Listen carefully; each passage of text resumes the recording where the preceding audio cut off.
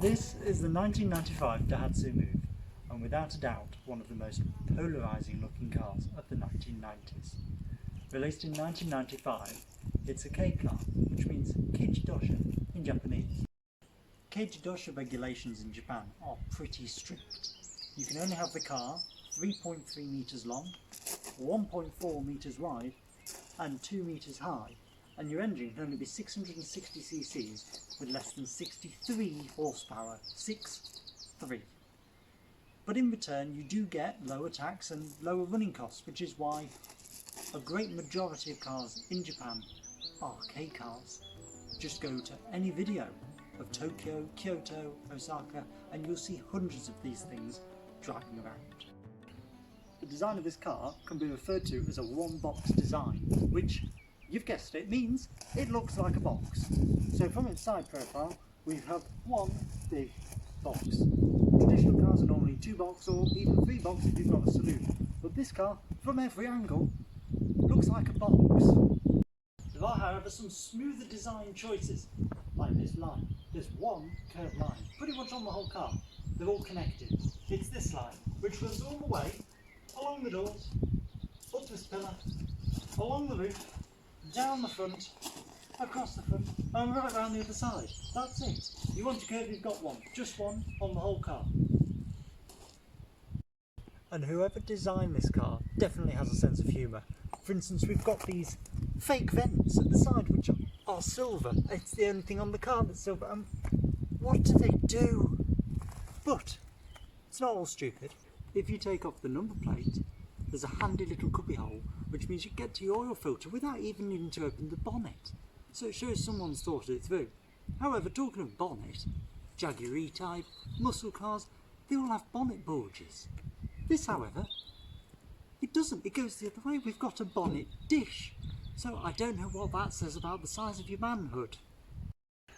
This rear door as well doesn't open like a typical tailgate. It opens like a big old fridge, which means it's easier to get things in and out when you're in a tight space.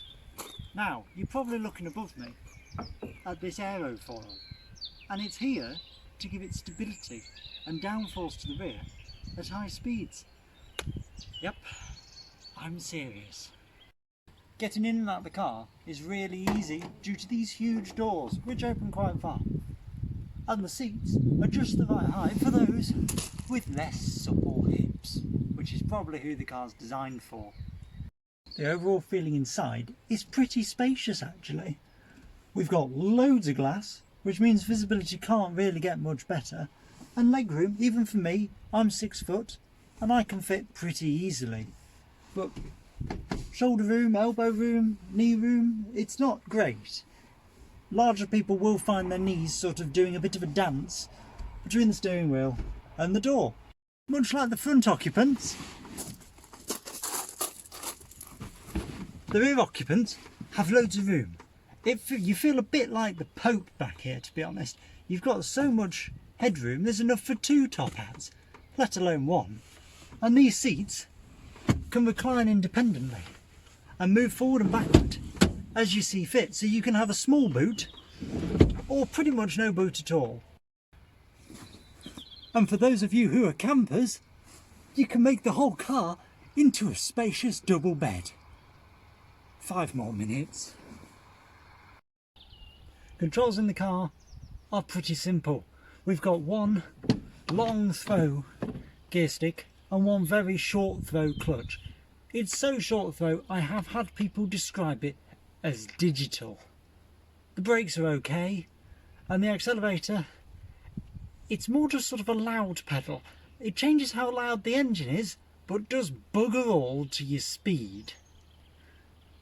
Other things on the interior include very, very basic heater controls. However, if you stick this little knob exactly in the middle, it will send cool air to your face and hot air to the rest of the cabin, so you don't get hypothermia.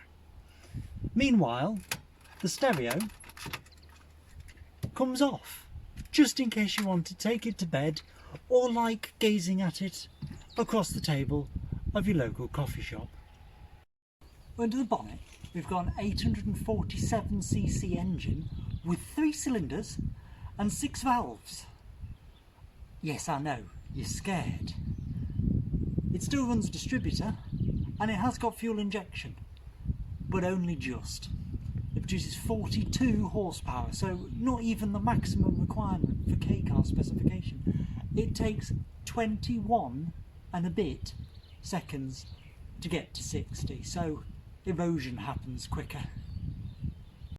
Now, onto the tests. Test 1. The phone test. Pass. Fail. Test 2.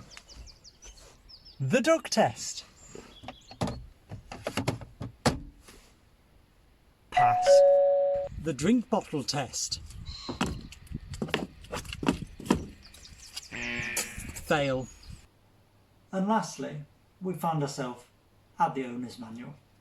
It contains normal misinterpreted gems, such as assist grips are provided for passengers comfortable. However, the best thing written in the whole book is probably how nonchalant it is about drinking battery acid. If you have swallowed battery fluid, drink plenty of milk and see a doctor. And with that, thank you very much for watching. Stay safe. Goodbye.